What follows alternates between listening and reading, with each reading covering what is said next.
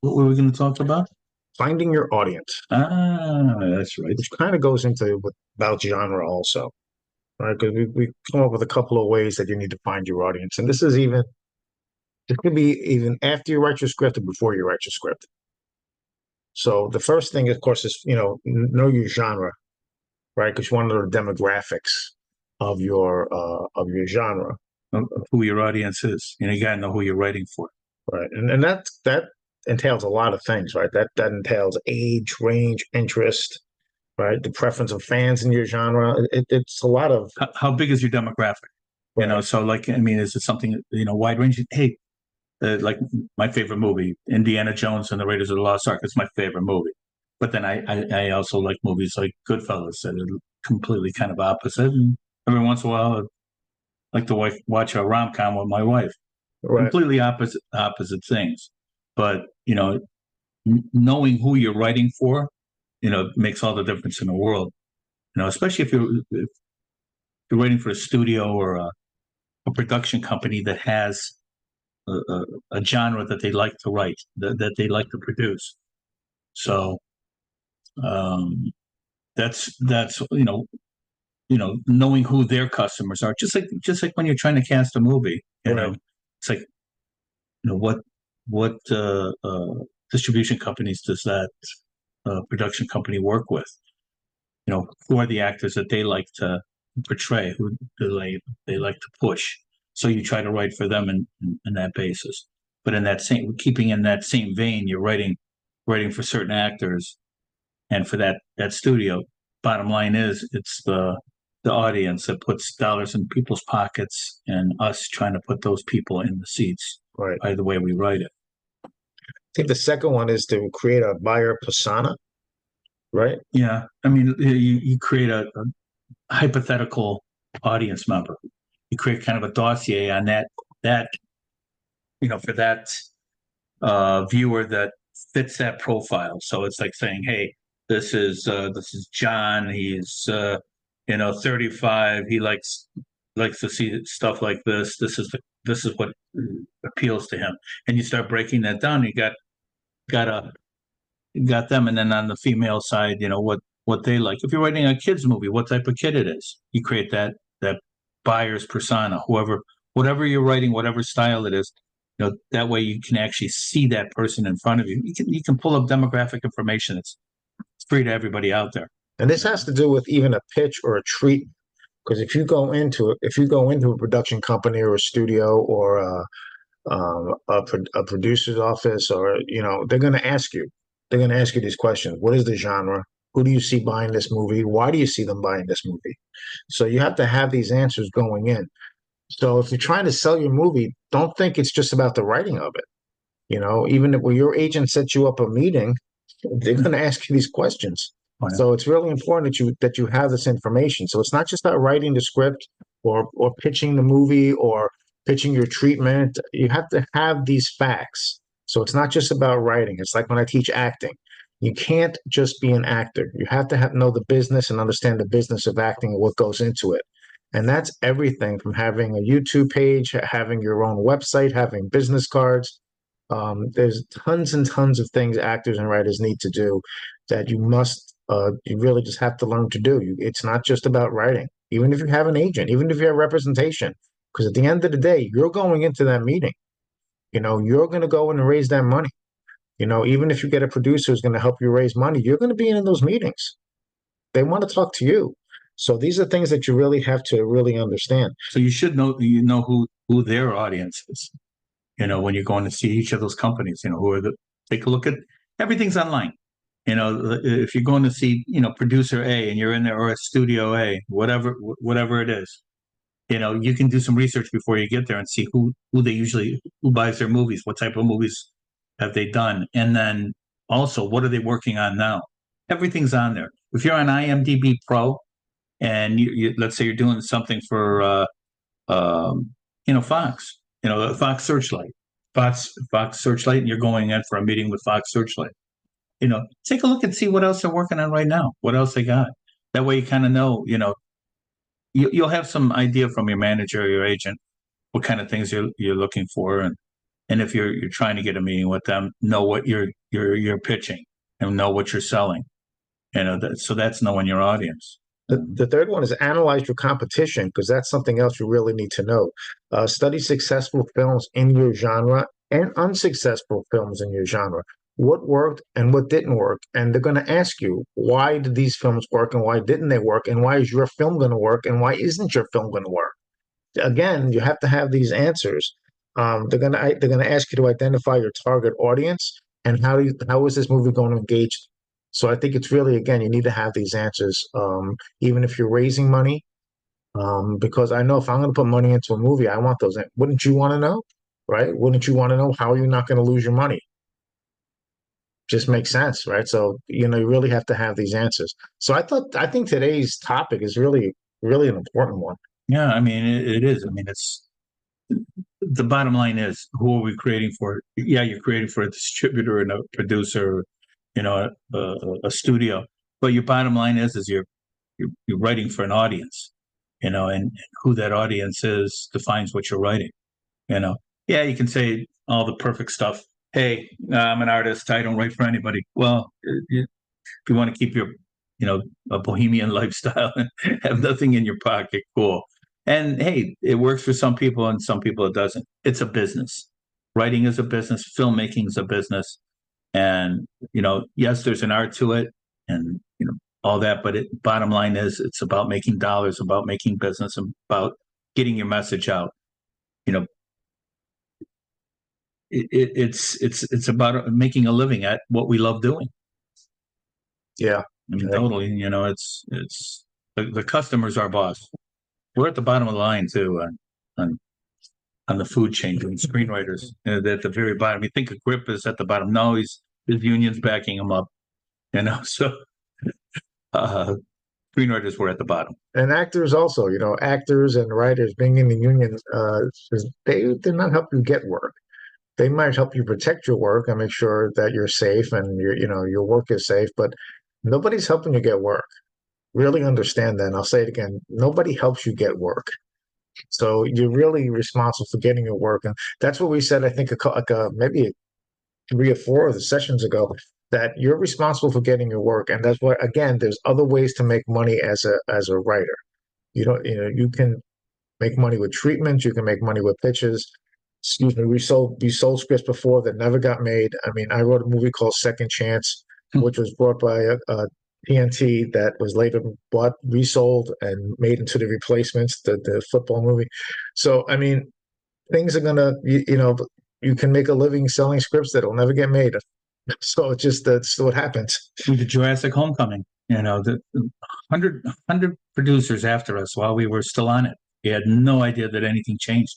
I mean, we kept writing and writing and writing, for a motion comic version of Jurassic Park. So, and they moved on, and some of it went into the film and some of it didn't. But it's just like we're part of that food chain, that is progression getting there. The first producer has no idea who the last producer was, and that 20th producer involved in there have no idea everybody that came before. They just look at the current content and what's moving forward and what they're going to change. Another thing we want to talk about is for writers is building an online presence for yourself. It's important that you have a website for yourself, and that you, as actors, all actors should. It used to be like a Facebook page was enough, but really at this day and age, you really have to have a kick butt kind of a nice website, and it should have samples of your work on there. A reel. Well, if you have a reel, and if you don't have a reel because you never sold anything or made anything, we really highly recommend pulling a couple of scenes from your work and get some actor friends and just get your iPhone if you have to, and just tape some of your scenes, get them on there, get your website going. You can have scripts, projects, your contact information, or your agent's information. If you don't, you just want to get that out there, put that website on your business cards. It's important that you always have a business card on you where people can see your work. Or at least a QR code. Yeah, these days a QR code. Yeah. But you have to sell yourself, Social media is the next thing we talk about. You have to have a Twitter, Instagram, Facebook, YouTube page. Um, Engage with potential audience members, get into the community. There's so many Facebook writing groups. Oh, tons. You just have to get involved in those things. It's show business. And I think that's so important that we can't say it enough. The show part is the writing part, it's the acting part, it's the directing part, but the business part is probably going to be more take more energy on the business part weekly and daily than the actual art form. You're going to be on the computer hours a day if you really want to get your name out there and work out there and put your Instagram post out there every day, Facebook, Twitter, MailChimp, whatever you're doing. You have to put that time in every day and collaborate with other creators, other writers and filmmakers. I mean, there's nothing like going to a film festival and meeting other people. Plumbers hanging out with other plumbers. It's great to hear input from other people, from your peers, and stuff. So that's another good thing. And another thing for your website is, blog. Your writers, blog. You have a lot to say. Get blogs going. What do you want to say? You have things to say, and it could be about anything. It could be about this business. It could be about, anything, right? Ask questions. And if when you get on these Facebook groups, have people ask you questions. Yeah, that's true.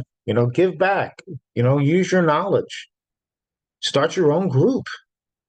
Do something, but you have to do something. Your expertise provides value. Your expertise provides value.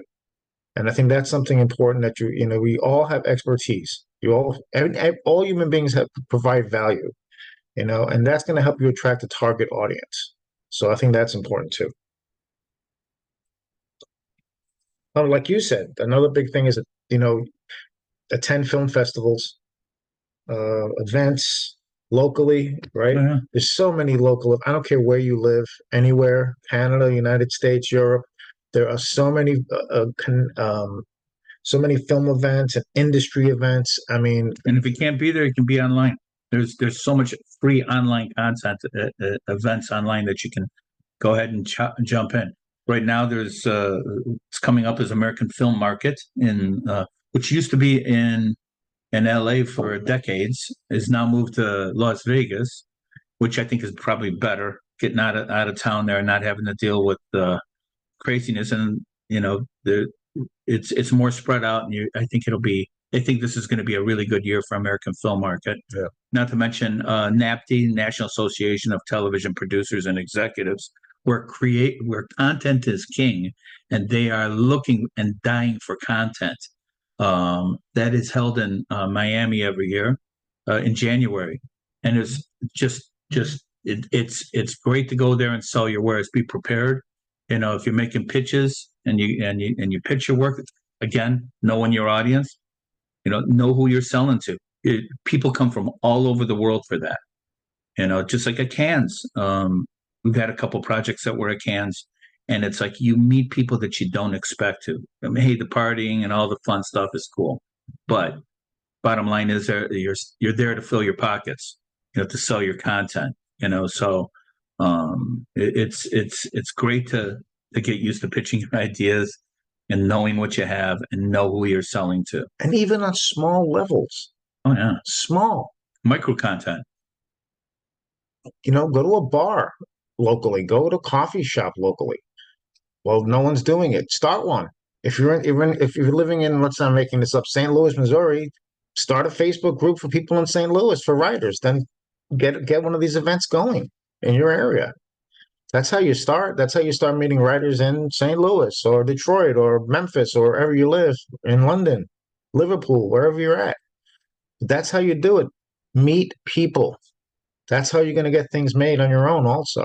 So it's important. You cannot wait around. Even if you have an agent, you cannot wait around for them to get you work. It's not gonna do you any good. You need to do your own work. Look for other like-minded people that want to collaborate. It's like, Rich and I are grading parties. We met on set. Yep. We met through another person. Hey, Mike, this is my friend Rich. Right in the middle of a scene on the movie 61. And we've been friends ever since. So it's the 2000 and 2000. Yeah, collaborate with with other creators. Yeah. Co-write with people. Like we said before, it's very hard to find someone to co-write with that you can get along with. Not impossible. Try it, or maybe you don't want to, and that's fine too. But co-write, produce, try to direct, meet other people, you write small stuff, write 5-minute shorts, get us somebody who wants to direct. You can't. It's like actors. Everybody wants to be on a TV series, but it doesn't work that way. If you have no television credits, you're not going to be on the TV. You're not going to be a lead in a TV series. You're going to start with an under 5, which means like 1 or 2 lines. Then you're going to go to maybe a co-star role. Then you're going to go maybe a guest star role too. Then a recurring role where you're on every couple of weeks. Then eventually, hopefully, you get a series regular. It's a process. Same thing with writing. Write a 5-page, 10-page. Produce that. Work your way up if you have to. That's fine too. If you're doing this a long time, you know what to do. Write for marketers. Yeah. Write for companies that are trying to market products. The micro content. I mean, some of the best paid directors in Los Angeles in the movie industry are the ones that do movie trailers. You're telling a story in 10, 15 now. Before it was always 30 to 60 seconds. But those quick seconds. Look at it.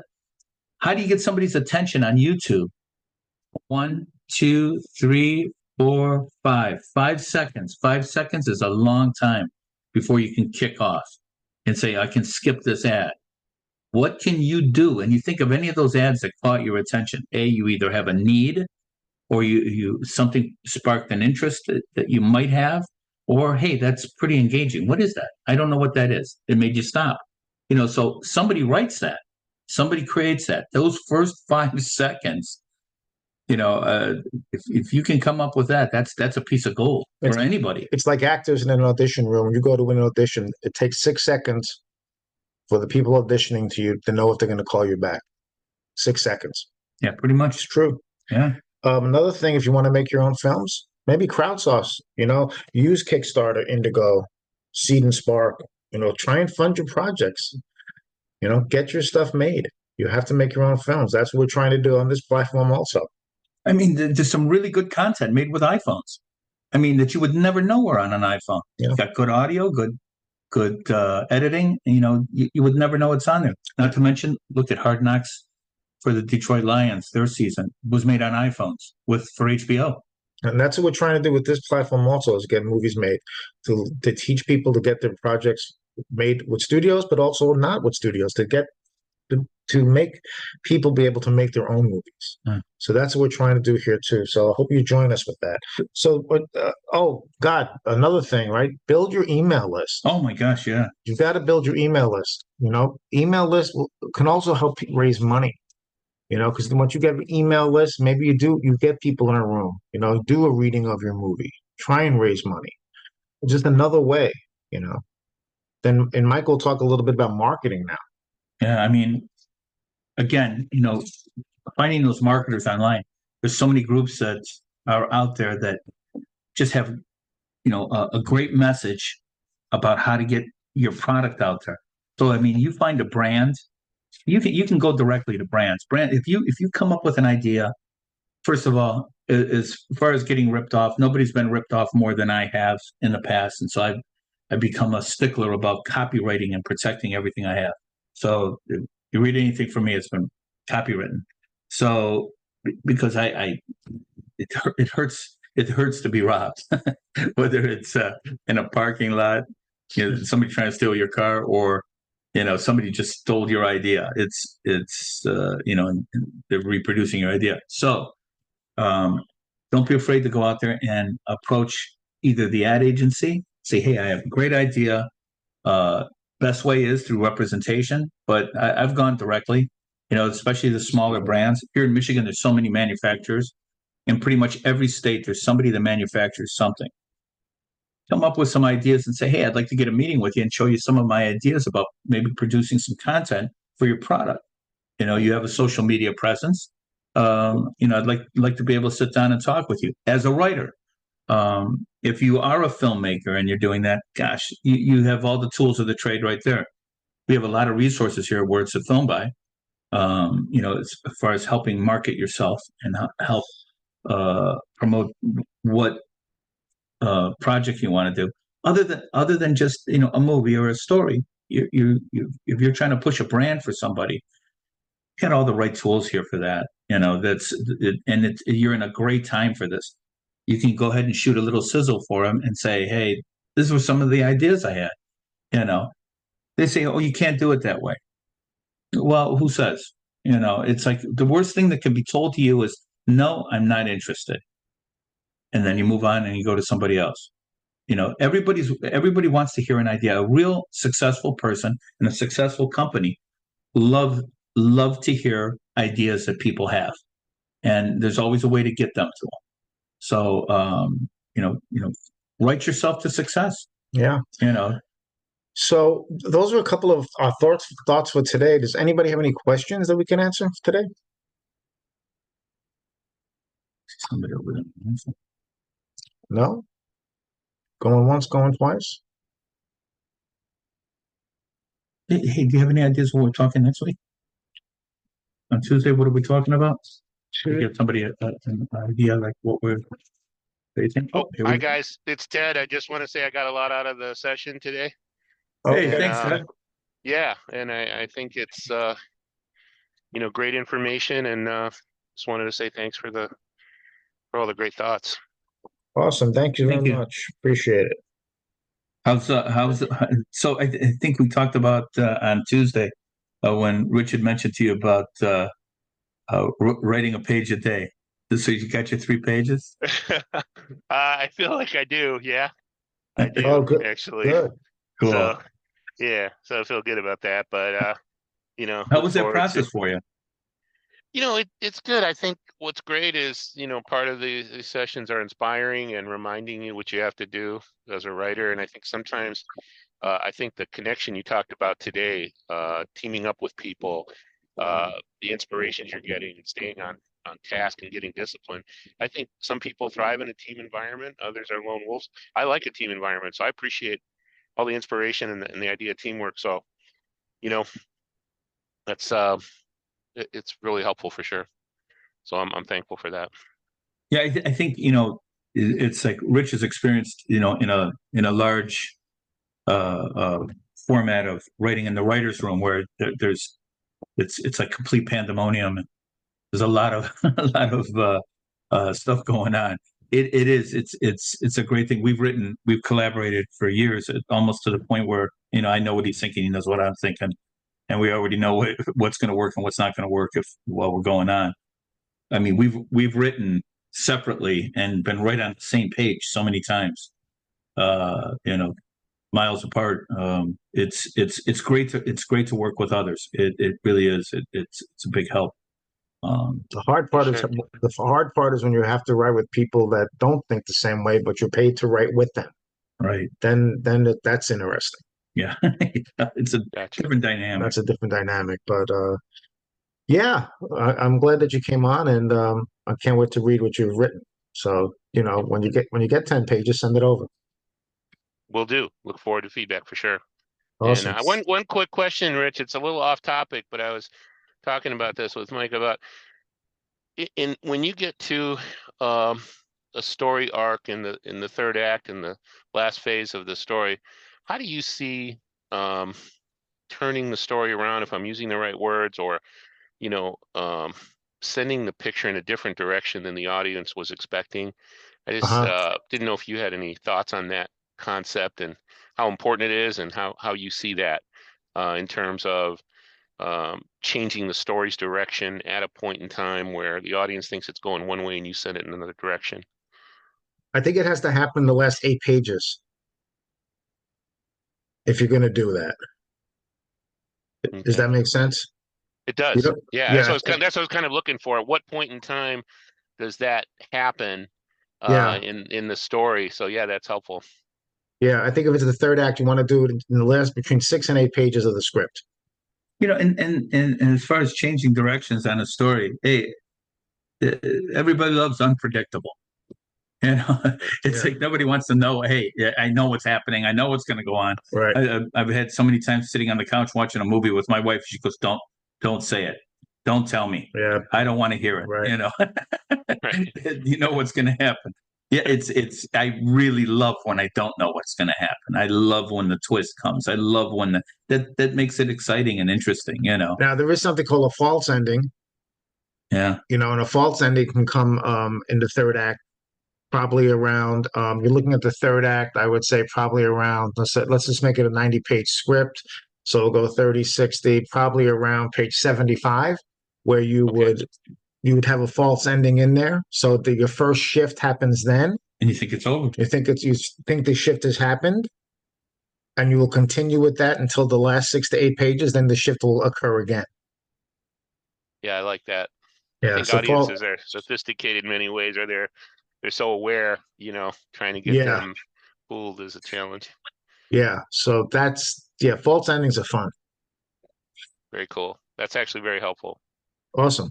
Thank you. Awesome. You're very welcome. Okay. Well, hopefully we'll see everybody next week. And thanks for tuning in. Yeah. What do we know what we're going to talk about next week? Next Tuesday, Aristotle. Aristotle, Yeah, huh? we're going to talk about the Greeks, which The is right, Greeks. which is right up your alley, Up my alley. How about that? and Ted's too, I guess. Yeah, that's it. But yeah, we're going to talk about Aristotle. Aristotle. I'm a big Aristotle fan because I don't think so many people know about him, but really have no idea what he's done for everything. And we call him Arian. For sure. Okay, we call Arian Theophrastus. So we'll talk about Theophrastus too. Yeah. Theophrastus, and we're going to talk about Aristotle. But those Yeah. those two cats we're going to talk about. Sounds But that's really what- good. We're basically one of the first screenwriters. It's just amazing what they've done. So we're going to talk about that. Yeah, for Very sure. cool. Very cool. All right. All All right. right. Thanks, Thanks guys. for everybody coming. See you. Yeah. Thank Thanks, you. everyone. Bye.